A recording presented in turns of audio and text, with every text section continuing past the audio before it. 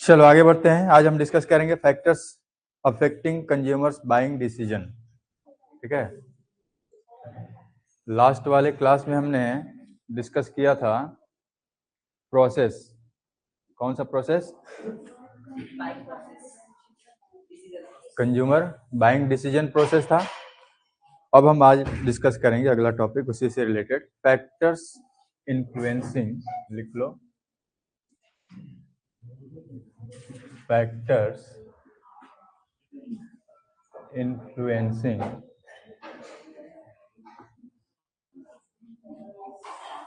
Consumers buying decision.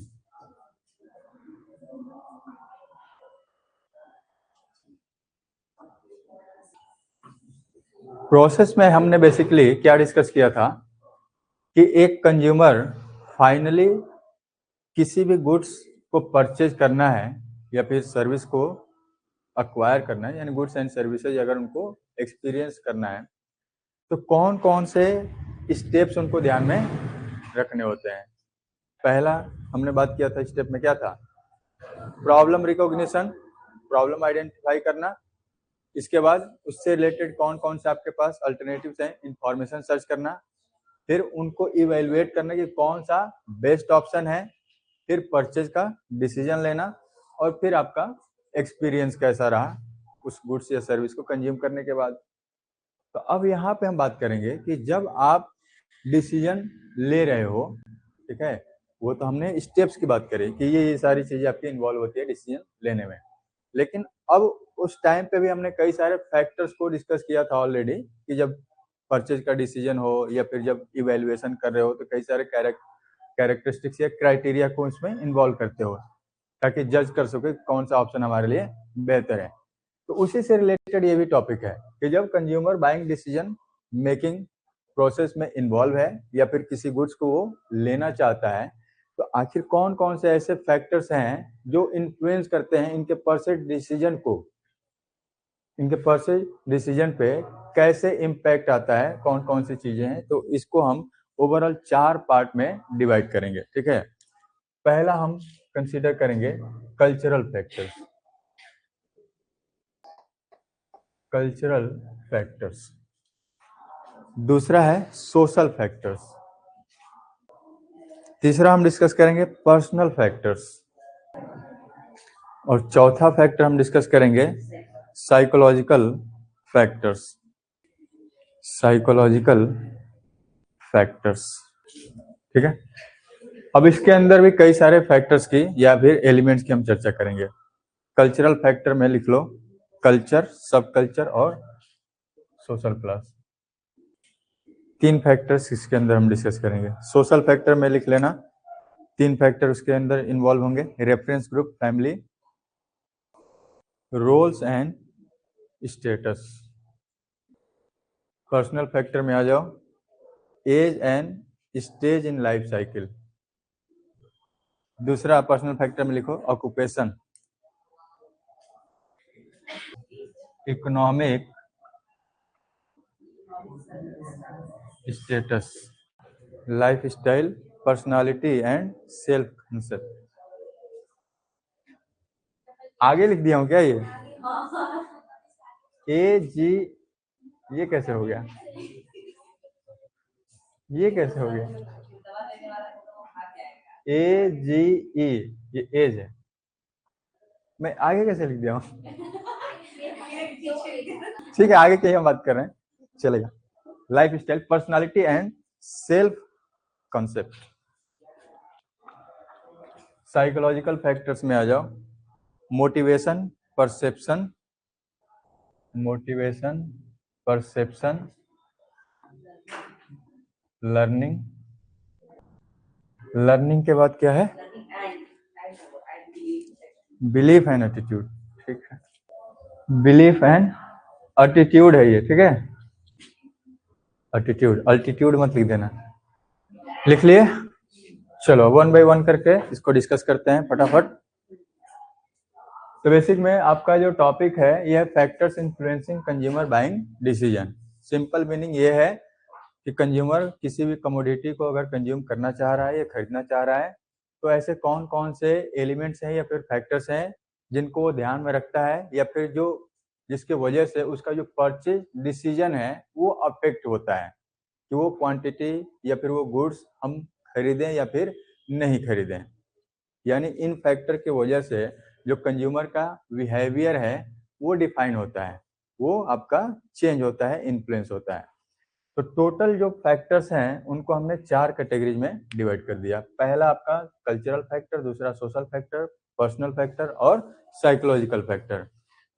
अब पहले वाले फैक्टर में आते हैं, ये कल्चरल फैक्टर। तो कल्चरल फैक्टर के अंदर हम 3 फैक्टर्स की चर्चा करेंगे, कल्चर, सब कल्चर और सोशल क्लास।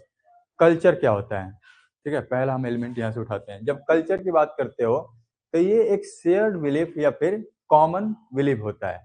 जब आप कल्चर की बात करते हो तो किसी हम एक इंडिविजुअल के रहन सहन का तरीके की बात नहीं कर रहे हैं, यहाँ पे हम ओवरऑल जो एक कम्युनिटी है उनका किसी भी चीज को लेके बिलीफ क्या है।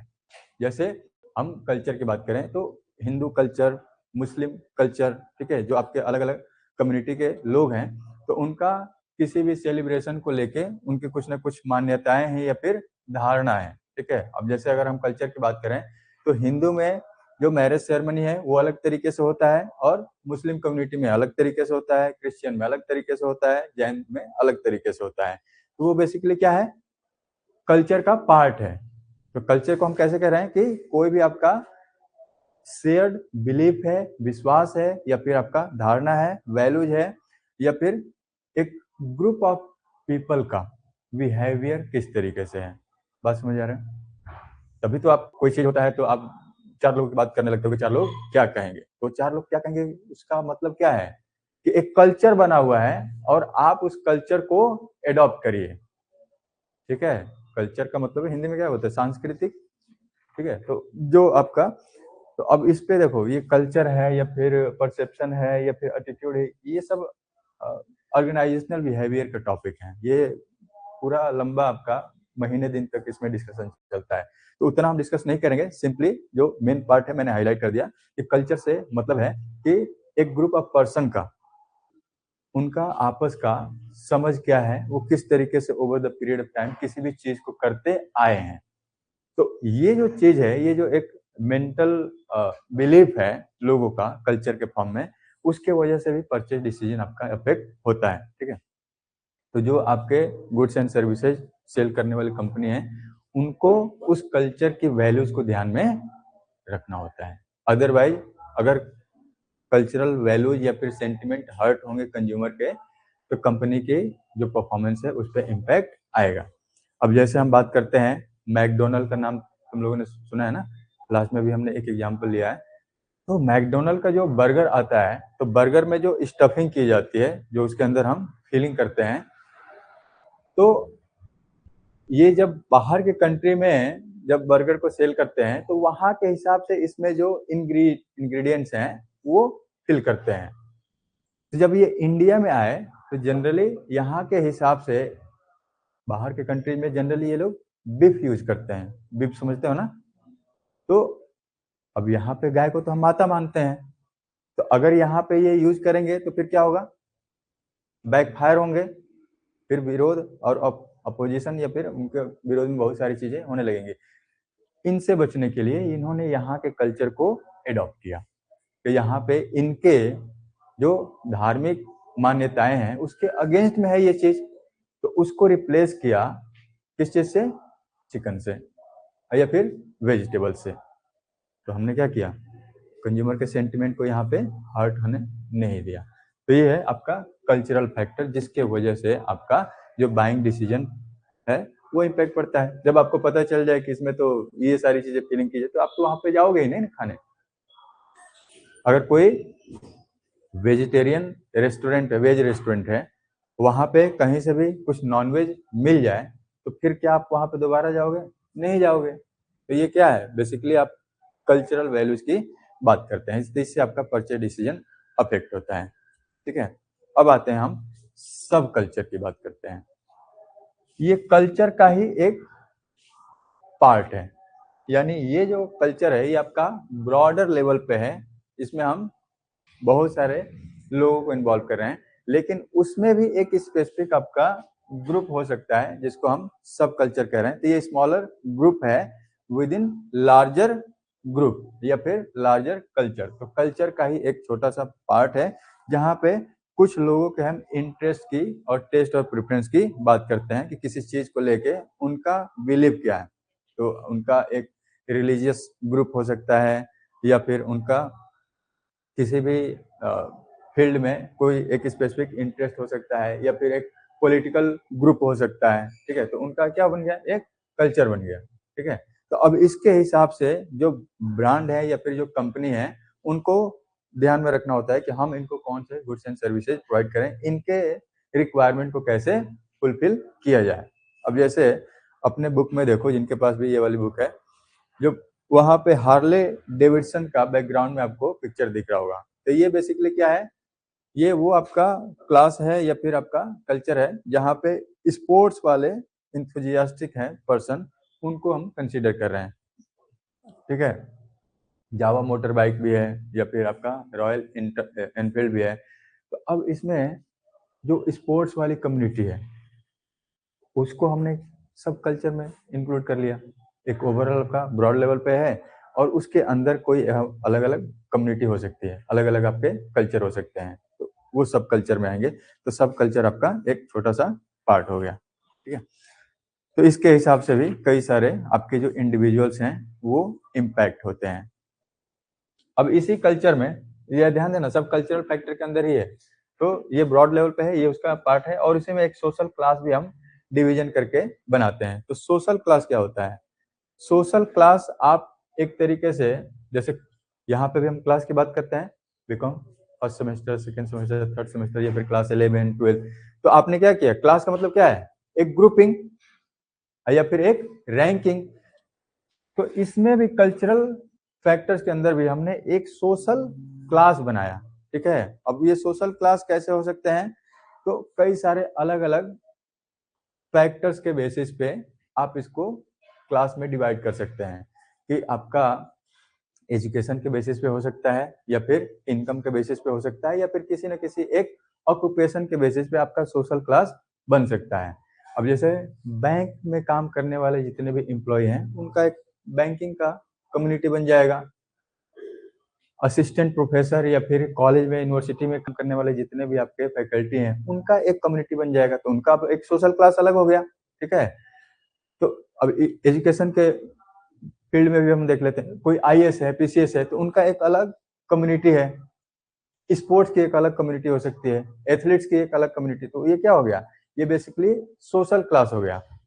और ये हम क्लास क्यों बोल रहे हैं, ग्रुप क्यों बोल रहे हैं, क्योंकि आप जनरली देखोगे कि स्कूल के टीचर होंगे तो उनकी टीचिंग कम्युनिटी का एक अलग ग्रुप होगा जिसमें वो अपने उनके ही जो लाइक माइंडेड पर्सन है, टीचर कम्युनिटी है, वो होंगे।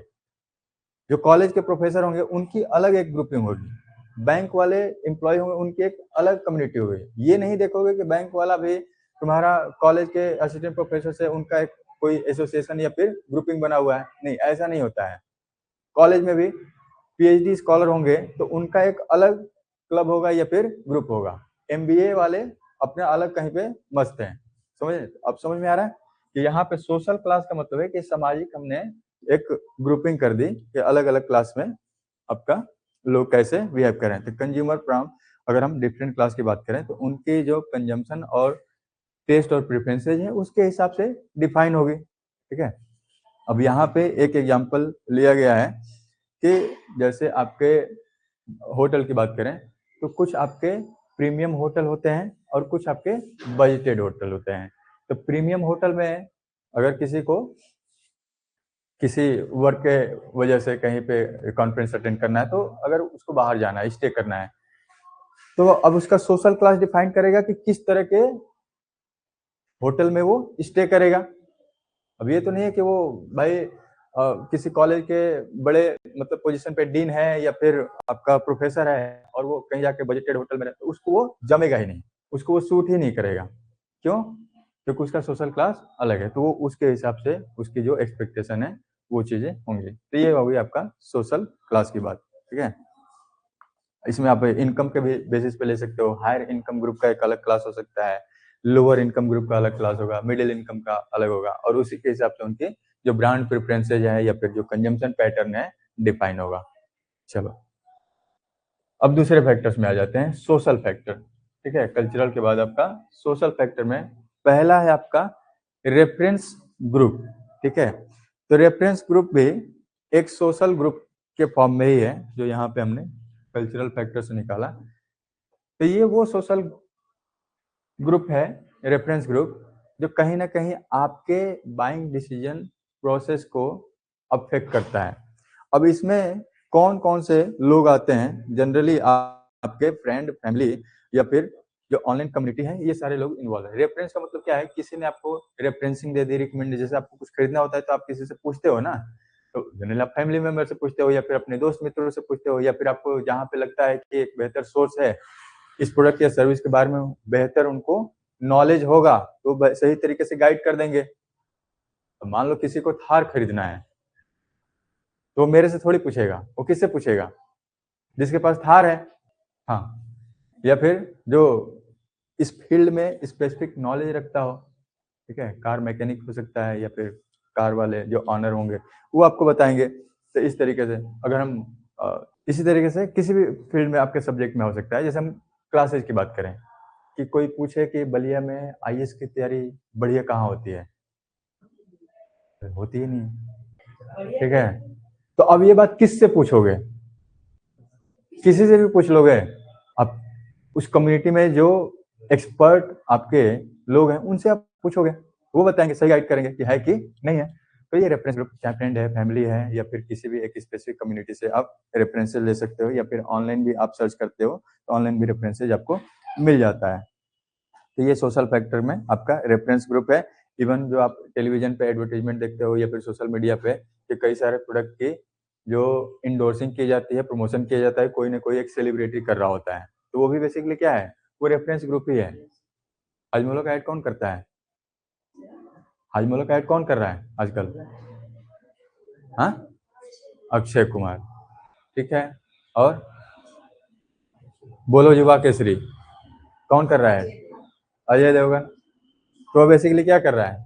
खुद तो भले खाता नहीं होगा, लेकिन बोल रहा है कि दाने दाने में है केसर कदम। किसका किसका ये टैगलाइन है? उसी का है ना, उसी में है। तो अब ये किस में आएगा? रेफरेंस ग्रुप में आएगा। वो सेलिब्रिटी उस प्रोडक्ट को क्या कर रहे हैं? इंडोर्स कर रहे हैं, प्रमोट कर रहे हैं कि देखो मैं भी खाता हूँ, ये बड़े मजेदार चीज है, तुम भी खाओ। ठीक है, रेफरेंस ग्रुप में अब फैमिली को ले लेते हैं। फैमिली में आपके फैमिली मेंबर होंगे, तो कई बार बहुत सारी चीज़ें आपको खरीदनी होती है, लेनी होती है, तो आप फैमिली मेंबर से ही डिस्कशन करते हो। उनका एक बड़ा ही इम्पोर्टेंट रोल होता है, वो इन्फ्लुएंस करते हैं कि वहाँ पे वो जो भी आपको एक्सपेक्टेशन है या फिर जो भी चीज़ खरीदनी है, वो बोलते हैं कि लेना है कि नहीं लेना है। यानी आपका जो डिसीजन है वो फैमिली के किसी न किसी मेंबर के वजह से इन्फ्लुएंस है। यानी जब तक आप इंडिपेंडेंट नहीं हो तो कहीं ना कहीं फैमिली मेंबर ही इन्फ्लुएंस करेंगे कि हाँ ठीक है दिला देंगे, नहीं अभी नहीं, बाद में, अभी और थोड़े दिन रुक जाओ। तो यहाँ पे आपके फैमिली मेंबर्स हैं। हाँ, क्या हो गया, कुछ याद आ गया क्या? पैसा आने दो, ठीक है तब दिला देंगे। तो फैमिली मेंबर्स का जो रोल है, रिस्पॉन्सिबिलिटी है, वो आपके डिसीजन मेकिंग प्रोसेस में बहुत ज्यादा होता है। तो फैमिली मेंबर का एक इम्पॉर्टेंट रोल है, किसी भी चीज को अगर आपको खरीदना है तो पहले उनसे परमिशन लेनी पड़ती है। ठीक है, अब जैसे अगर घर में कोई छोटा बच्चा है तो उस बच्चे के लिए कोई सामान लेना है तो कौन डिसाइड करेगा? ठीक है, मम्मी पापा या फिर भाई बहन जो भी हैं वो डिसाइड करेंगे कि इनके लिए क्या चीज बेहतर है, क्या चीज बेहतर नहीं है। ठीक है, चलो आगे देखते हैं रोल्स एंड स्टेटस। रोल और स्टेटस का क्या मतलब है? हम यहाँ पे इंडिविजुअल की बात कर रहे हैं, जो व्यक्ति किसी भी ऑक्यूपेशन में इन्वॉल्व है तो वो अपने को किस तरीके से कंसीडर कर रहा है, यानी फैमिली में उसका रोल क्या है, या फिर सोसाइटी में उसका क्या इम्पैक्ट है, या फिर किस वर्क में वो इन्वॉल्व है, उसके हिसाब से हम उसके रोल और स्टेटस को कंसीडर कर रहे हैं।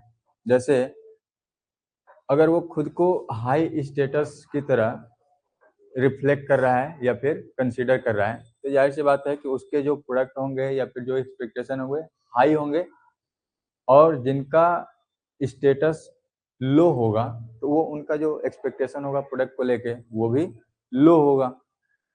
अब जैसे हम घड़ी की बात करते हैं, ठीक है, टाइटन की घड़ी या फिर लोकल घड़ी, तो लोकल घड़ी कौन लेगा? लोअर स्टेटस या फिर लो इनकम ग्रुप, या फिर जिनकी रोल्स रिस्पॉन्सिबिलिटी लो है। और जो हायर स्टेटस वाले लोग हैं वो ब्रांडेड वॉच प्रीफर करेंगे, ठीक है। अब हायर में भी बहुत ज्यादा अगर हाई है तो फिर तो वो रोलेक्स का वॉच ऑर्डर करेंगे, ठीक है। रोलेक्स का जो वॉच होता है वो आपको ऐसे मिलता नहीं है, पहले आपको ऑर्डर प्लेस करना पड़ता है तब जाकर फिर मैन्युफैक्चर होके मिलेगा। इसके अलावा जो ब्रांडेड है आइटम्स वो फिर आपको मिल सकता है। तो टाइटन की हम बात करें तो टाइटन में भी आपके हाई रेंज से लेके मीडियम और लो रेंज तक मिल जाएंगे। इसमें आपका और भी कैटेगराइजेशन वॉच में आ जाए कि आपका जो स्पोर्ट्स वाले वॉच हैं, ठीक है, एनालॉग वॉच हो गया, फिर डिजिटल वॉच हो गया।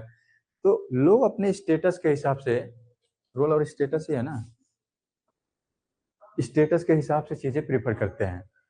वो खुद को देखते हैं कि मेरा लेवल क्या है, मेरा स्टैंडर्ड क्या है, मेरा स्टेटस क्या है, ठीक है। अब कॉन्ट्राडिक्टरी भी है, ऐसा नहीं है कि स्टेटस हाई होगा तो ही हम आईफोन लेंगे, ठीक है, ईएमआई पे भी ले लेंगे और बताएंगे कि हमारा स्टेटस हाई है। नहीं, उसको क्यों बेचेंगे? किडनी बेचेंगे ना, किडनी बेच के ले आएंगे। चलो आगे बढ़ते हैं, पर्सनल फैक्टर में आते हैं। पर्सनल फैक्टर के अंदर हम पहला जो डिस्कशन करेंगे, ये जितना भी फैक्टर्स हैं हम उस इंडिविजुअल कंज्यूमर से रिलेटेड की बात करें। Age and stage in life cycle, यानी उस इंडिविजुअल का करेंट एज क्या है और उसका जीवन जीने का तरीका क्या है, लाइफ स्टाइल क्या है। लाइफ स्टाइल, अच्छा, वो जीवन जीने का वो लाइफ स्टाइल यहाँ डिस्कस करेंगे। यहाँ पे लाइफ साइकिल, हम स्टेज इन लाइफ साइकिल की बात करें कि किस अवस्था में है, ठीक है, यंग है, ओल्ड है, उसके हिसाब से उसके टेस्ट और प्रेफरेंसेज होते हैं। जब यंग होगा तो अगर कपड़े की बात करते हैं तो ट्रेंड के हिसाब से चलेगा कि ट्रेंडिंग में क्या चल रहा है वो हम पहनेंगे। और ओल्ड एज में है तो उसको क्या चाहिए? कंफर्ट वाली चीजें चाहिए, उसको ट्रेंड से उतना मतलब नहीं रहता है कि हम वो सारी चीजें प्रेफर करेंगे जो मेरे एज के हिसाब से अब कंफर्टेबल हो। और जो खाने पीने की बात करते हैं तो यंग एज में है कुछ भी खाएगा, जंक फूड जितना खाना है, बर्गर पिज्जा सब, छोले भटूरे ले आओ भाई, समोसे। लेकिन जब ओल्ड एज में होगा, सलाद ले आओ, ऑर्गेनिक फूड ले आओ, हेल्दी आइटम ले आओ, न्यूट्रिशियस फूड ले आओ। लेकिन यंग में तो कुछ भी खाओ, चबाओ, सब डाइजेस्ट हो जाएगा। ओल्ड एज में तो डाइजेस्ट होना नहीं है, सब मशीनरी स्लो हो गई है, ठीक है। तो टीनेजर्स का जो परचेजिंग बिहेवियर है वो आपका जो ओल्ड एज पर्सन है या फिर यंग जनरेशन है उनसे काफी डिफरेंट होता है। ये तो तुम लोग अपना ऐसे ही कोरिलेट कर लोगे, देखो कौन क्या पहन के घूम रहा है, ठीक है, किस एज में है। मैंने हाँ अभी इसका टाइम चल रहा है, ठीक है, चल रहा है, कुछ टाइम बाद ये भी सीख जाएगा। चलो, तो ये एज और स्टेज इन लाइफ साइकिल की हमने बात कर ली। दूसरा हम देखते हैं ऑक्यूपेशन। ऑक्यूपेशन में यहाँ पे वो व्यक्ति कौन से तरीके के जॉब में या फिर एम्प्लॉयमेंट में इन्वॉल्व है, उसका जो कंजम्पशन पैटर्न है वो उसी हिसाब से डिटरमाइन होता है, ठीक है। जैसे अगर कोई व्यक्ति टीचिंग प्रोफेशन में है तो उसका अटायर कैसा होगा? मोस्टली फॉर्मल, ठीक है। हाँ, क्या बोल रहा है? सेम मेरे जैसा कहा, मैं तो वैसे बहुत ज्यादा, मैं तो कैजुअल में भी रहता हूँ, ठीक है, ठीक है, ठीक है। तो अब कोई मेडिकल प्रोफेशन में है, उसका अटायर डॉक्टर जैसा लगना चाहिए, ठीक है। तो वाइट कोट होगा या फिर कपड़े होंगे, मेडिकल प्रोफेशन में जाने होंगे, ठीक है। वकील है, लॉयर है, ब्लैक। तो प्रोफेशन के हिसाब से भी आपका जो गेटअप है वो आपका डिफाइन होता है, और कंजम्पशन पैटर्न भी उसी हिसाब से। हाँ, अरे आउटसाइड में तो उसका पर्सनल फैक्टर्स तो है ही, लेकिन ऑक्यूपेशन कहीं ना कहीं वो इन्फ्लुएंस करती है कि वो जब मार्केट में जाता है ना, तो चाहे वो खाने पीने का आइटम हो या फिर पहनने का आइटम हो, वो उसी हिसाब से उसका जो इंटेंशन है ना, अलाइनमेंट है, मैच करता है। वो सोचता है कि मैं कुछ ऐसा चीज लूं, अगर पहनने की बात है तो वो मेरे प्रोफेशन में भी काम आ जाए, 2 in 1, ठीक है। बाकी तो भाई जो जिस प्रोफेशन में है वो जरूर अब कुछ भी पहन सकता है, कुछ भी खा सकता है, कोई बात नहीं है, ठीक है। तो उसके हिसाब से बात करें तो ऑक्यूपेशन एक फैक्टर है जो डिसाइड करेगा। अब जैसे जो आर्टिस्ट होते हैं, वो देख के ही उनका वेशभूषा से भी लग जाएगा कि आर्टिस्ट है, और उनका जो वेशभूषा पहनावा है उससे भी लग जाता है कि आर्ट वार्ट या फिर ड्राइंग में बनाता होगा। या फिर स्पोर्ट्स वाले पर्सन है, उनको वैसे भी देख के, स्पोर्ट्स वाले तो ऐसे भी दिख जाते हैं, ठीक है। स्पोर्ट्स वालों का अटायर वैसे ही, बॉडी सॉडी लैंग्वेज, बॉडी लैंग्वेज भी उनका बताता है, वैसे ही ऐसे हिलते हुए चलते हैं। हाँ, बॉडी लैंग्वेज कम्युनिकेशन में तुम लोग को पढ़ाया भी था। चलो, इकोनॉमिक स्टेटस की बात करते हैं, या फिर इकोनॉमिक सर्कमस्टांसेस क्या है। तो ये बेसिकली इधर कहीं पे हमने डिस्कस भी किया था। इकोनॉमिक स्टेटस बेसिकली क्या है कि उनका अर्निंग क्या है, इनकम क्या है। अगर हायर इनकम है तो फिर लग्जरी आइटम्स वो प्रेफर करेंगे, और लोअर इनकम है तो लग्जरी नहीं होगा, नॉर्मल होगा, ठीक है। चलो, अब इसके बाद हम देख लेते हैं लाइफ स्टाइल पे आ जाते हैं।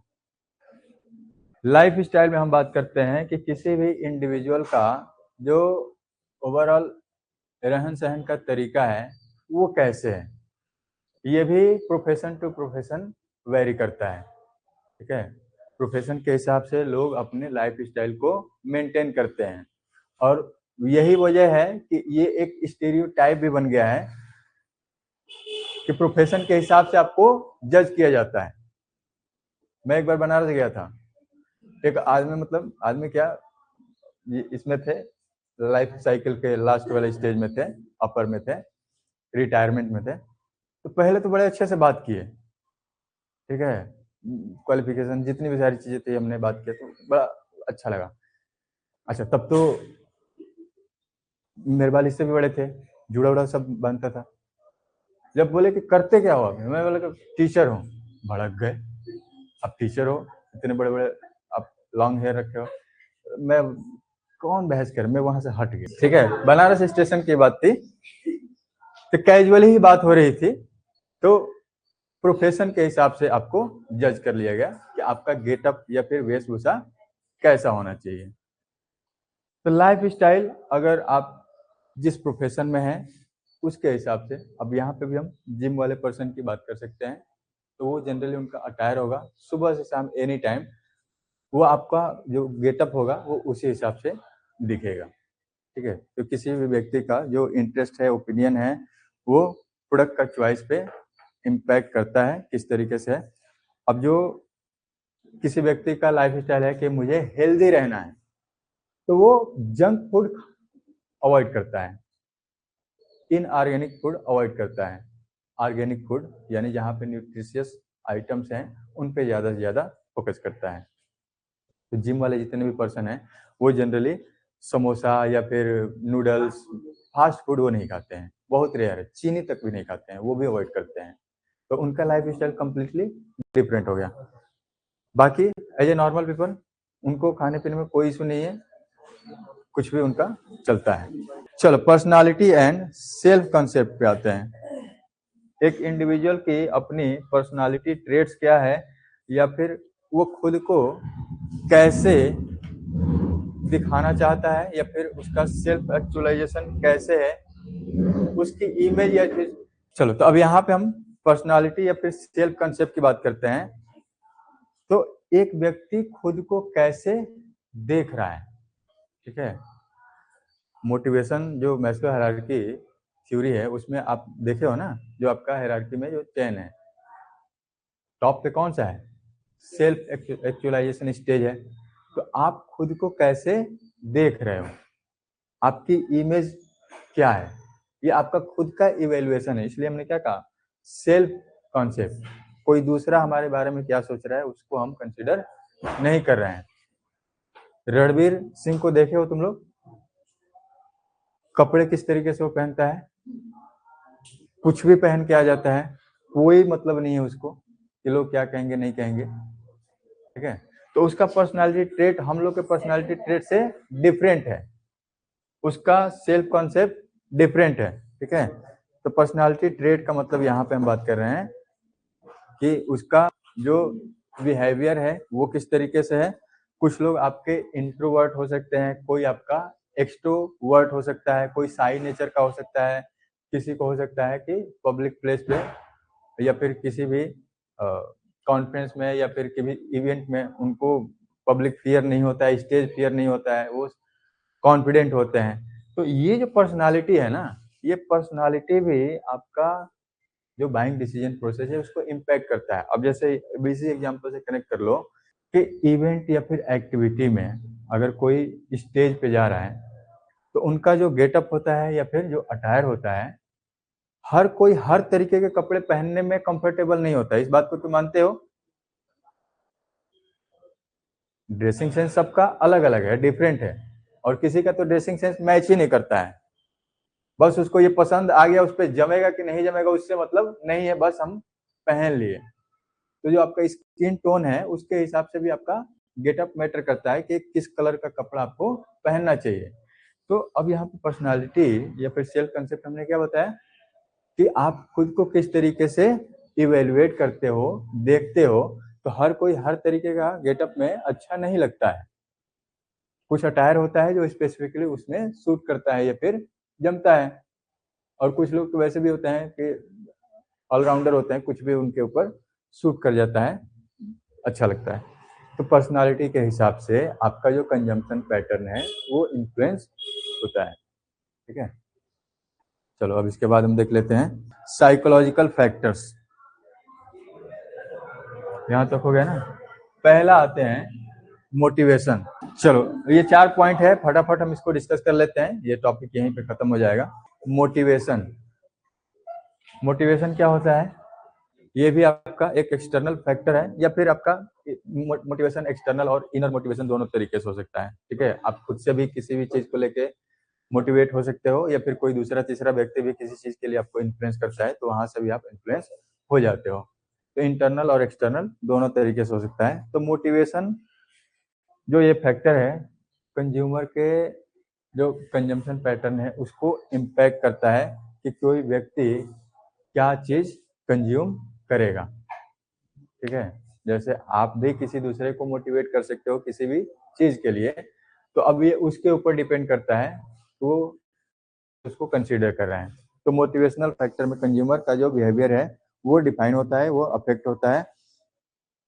अब यहाँ पे मोटिवेशन उसकी नीड क्या है, जैसे मैस्लो हायरार्की थ्योरी में आपके कई सारे स्टेजेज हैं।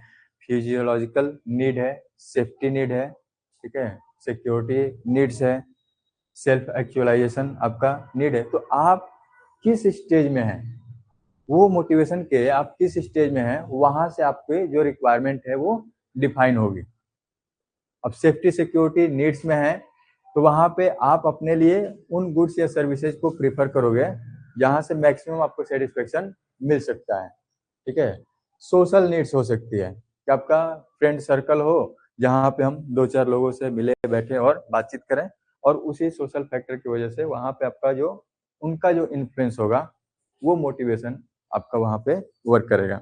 जैसे अब यहाँ पे मोटिवेशन हेल्दीफाई मी एक एप्लीकेशन है, किसी को पता है हेल्दीफाई मी? या फिर इसी से रिलेटेड बहुत सारे हेल्थ से रिलेटेड आपके प्रोडक्ट या सर्विसेज हैं या फिर एप्लीकेशन है। तो इनका काम क्या है कि लोगों को हेल्थ के प्रति अवेयर करना।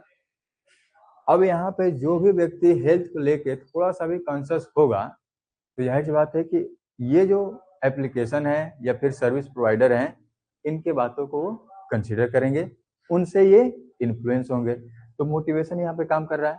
कि किसी ने उनके हेल्थ को लेके कुछ चीजें बताई, वो हेल्थ कॉन्शियस पर्सन था, तो अपने जो उनका खाने पीने का या फिर जो उनका लाइफ स्टाइल था, वो लाइफ स्टाइल इस मोटिवेशन की वजह से चेंज होगा। वो अपने आप को हेल्दी रखने के लिए वो सारी चीजें फॉलो करेगा जो एक थर्ड पर्सन या फिर सर्विस प्रोवाइडर के द्वारा उनको बताया जा रहा है कि आपको रेगुलर बेसिस पे एक्सरसाइज करना है और ये आपके फूड आइटम्स हैं, आपको यही सारी चीजें लेना है, खाना है, तो इसके हिसाब से वो कंसीडर करेंगे। तो यहाँ पे आपका मोटिवेशन फैक्टर काम किया। अगला आ जाओ परसेप्शन। ठीक है, परसेप्शन क्या होता है? परसेप्शन, इसको जनरली हम हिंदी में धारणा कहते हैं। किसी चीज को लेके आपका धारणा किस तरीके से बना हुआ है या फिर आप किसी चीज को लेके आपका विश्वास किस तरीके से है। ठीक है, एक कंज्यूमर अपने नॉलेज और एक्सपीरियंस का इस्तेमाल करके किसी भी ऑब्जेक्ट या फिर प्लेस या फिर आइडिया को लेके उनका इंटरप्रिटेशन क्या है, वो किस तरीके से किसी चीज के बारे में अपना ओपिनियन बिल्ड करते हैं या फिर इवेलुएट करते हैं।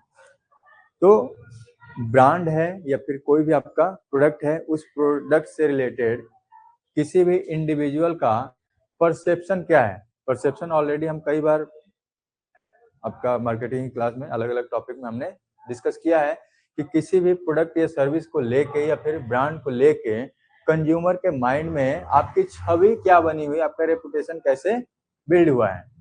अगर अच्छा है तो आपके वो प्रोडक्ट को प्रेफर करेगा और अच्छा नहीं है तो फिर आपके प्रोडक्ट को प्रेफर नहीं करेगा। तो अगर आप अपने प्रोडक्ट को किसी न किसी एक स्पेसिफिक फंक्शनैलिटी के रेफरेंस में प्रमोट करते हैं तो अब कंज्यूमर क्या होगा, उसके वजह से उसके माइंड में वो परसेप्शन क्रिएट होगा, वो छवि बनेगी, कहेगा कि हमारा ये मोबाइल फोन है, इसमें 200 मेगापिक्सल का कैमरा लगा हुआ है और बेहतर क्वालिटी का ये पिक्चर क्लिक करता है। तो अब यहाँ पे जिसको भी एक बेहतर क्वालिटी वाला कैमरा वाला फोन चाहिए होगा तो वो इससे इन्फ्लुएंस होगा, उसका परसेप्शन उस हिसाब से चेंज होगा। तो अगर किसने रिकमेंड कर दिया तो वहां से भी इसका जो परसेप्शन है वो इन्फ्लुएंस होगा और उस परसेप्शन के हिसाब से क्या करेगा, वो डिसीजन लेगा कि मुझे कौन सा प्रोडक्ट लेना चाहिए। आ रही बात समझे? परसेप्शन का मतलब क्या करें? परसेप्शन का मतलब क्या है कि आपका धारणा किस तरीके से बन रहा है। इसके बाद आपका जो अगला फैक्टर है वो लर्निंग का है। ठीक है, तो लर्निंग कहाँ से आएगी? स्टडी से या फिर आपके पास्ट एक्सपीरियंसेस। ठीक है, तो आपका जो पास्ट एक्सपीरियंस है या फिर आपके पास ऑलरेडी नॉलेज क्या है या फिर इंफॉर्मेशन क्या है, वो आपका किसी भी प्रोडक्ट या सर्विस के बारे में लेके आपने क्या चीजें इवेल्युएट किया है या फिर क्या चीजें आपने एक्सपीरियंस किया है, वो एक्सपीरियंस आपका अफेक्ट करेगा बाइंग डिसीजन प्रोसेस पे। अगर आपका एक्सपीरियंस अच्छा है, आपने जो वहां से एक्सपीरियंस लिया है वो एक्सपीरियंस अगर आपका अच्छा है तो जाहिर सी बात है कि उस प्रोडक्ट को आप दोबारा परचेज करोगे। एक्सपीरियंस खराब है तो क्या करोगे, फिर उसको अवॉइड करोगे, दूसरे को भी बताओगे ये प्रोडक्ट अच्छा है या फिर ये प्रोडक्ट अच्छा नहीं है। तो लर्निंग आपका जो परचेज डिसीजन है उसको अफेक्ट करती है। लास्ट है लर्निंग में, जैसे अगर किसी कंपनी का आपने कोई प्रोडक्ट यूज कर लिया और आपका एक्सपीरियंस अच्छा है, तो ये एक्सपीरियंस आपने प्रोडक्ट को यूज करके लिया ना, तो अब आपका जो लर्निंग है उसके वजह से आगे चल के अगर कोई प्रोडक्ट वो नया लॉन्च करते हैं वो पर्टिकुलर कंपनी, तो आपका एक्सपीरियंस पॉजिटिव है तो आने वाले प्रोडक्ट को भी क्या करोगे, आप परचेज करोगे। और एक्सपीरियंस अच्छा नहीं है तो आपने ऑलरेडी सीख रखा है, अपने हाँ मैं सीख लिया हूँ, जब आगे से यहीं से प्रोडक्ट लेंगे अगर अच्छा है, और बैड है तो मैंने यहाँ से भाई एक्सपीरियंस कर लिया है, अब दोबारा यहाँ पे नहीं आना है। किसी अगर रेस्टोरेंट का अगर एक्सपीरियंस बैड रहा तो एक्सपीरियंस आपका जो सेटिस्फेक्शन लेवल है वो डिसाइड होगा और आने वाले टाइम में कौन सा प्रोडक्ट आपको लेना है नहीं लेना है आप डिसाइड करते हैं। लास्ट देख लो, बिलीफ एंड एटीट्यूड। ठीक है, बिलीफ एंड एटीट्यूड। परसेप्शन को हमने कहा था क्या चीज, ये धारणा है कि आपने किसी चीज को लेके किस तरीके से डिसीजन लिया है या फिर मन में आपने एक उस प्रोडक्ट या सर्विस के प्रति कंसेप्शन बना रखा है। बिलीफ एटीट्यूड, ये हिंदी में इसको एटीट्यूड का मतलब है नजरिया, ठीक है। यहाँ पे हम एक जजमेंट की बात करते हैं कि आप किसी चीज को लेके अपना जजमेंट कैसे देते हैं। तो अब यहाँ पे भी जो एटीट्यूड है, ठीक है, अब एटीट्यूड कई तरीके से हो सकता है। जैसे एटीट्यूड बोलते हैं ना कि ये बहुत ज्यादा एरोगेंट है या फिर ये गुस्से वाला है, तो आपका एटीट्यूड किसी भी चीज को लेके पॉजिटिव हो सकता है या फिर निगेटिव हो सकता है, अच्छा हो सकता है या फिर बुरा हो सकता है। तो किसी भी प्रोडक्ट सर्विस या कंपनी को लेके आपका अगर एटीट्यूड पॉजिटिव है तो आप उस प्रोडक्ट या सर्विस को प्रीफर करेंगे, निगेटिव है तो आप प्रीफर नहीं करेंगे। आपका बिलीफ सिस्टम क्या है, आप किसी भी चीज को लेके आपका डिसीजन मेकिंग क्या है, आपका जजमेंट क्या है, आप किसी चीज को किस तरीके से देखते हो, ये दोनों में डिफरेंस है एटीट्यूड और परसेप्शन में। परसेप्शन मतलब है कि किसी चीज को लेके आपके दिमाग में क्या धारणा बना हो। जैसे हमने बताया था ना स्टीरियोटाइप या फिर रूढ़िवादी धारणा, हमने कई सारे अलग अलग प्रोडक्ट के एग्जाम्पल में कंसीडर किया था कि लोग किसी चीज को लेके किस तरीके से धारणा बना लेते हैं। हमने वो एथलीट वाला एग्जाम्पल ये था ना, JSW स्टील वाला, ये जो महिलाएं हैं उसके बारे में हमारा परसेप्शन क्या है, वो हमारा परसेप्शन है, वो हमारा धारणा है कि ये ऐसा होना चाहिए। और जब आप एटीट्यूड की बात करते हो तो आप यहाँ पे खुद अपनी डिसीजन मेकिंग या फिर जजमेंट दे रहे हो, ठीक है, कि ये आदमी इस तरीके से है, ये बहुत एटीट्यूड वाला है या फिर बहुत ज्यादा एरोगेंट में रहता है, इसका तो बात ही अलग है। तो अब क्या है, ये आपका जजमेंट है, ठीक है। अब जैसे हम भी अपने कोचिंग के बारे में बात बताएं तो लोगों का यहाँ पे क्या है, परसेप्शन है हमारे बारे में, ठीक है, और ये परसेप्शन डिसाइड करेगा कि उनका एटीट्यूड हमारे प्रति क्या है या फिर कैसा होगा। तो इसी तरीके से गुड्स या सर्विस या फिर किसी भी ब्रांड को लेके आपका जो एटीट्यूड है वो भी एज ए फैक्टर के रूप में काम करता है कि आप किसी गुड्स को खरीदेंगे या फिर नहीं खरीदेंगे, उससे रिलेटेड आपको स्ट्रेटजी बनानी पड़ती है। ठीक है, पार्ट तुम्हारा कंप्लीट हो गया।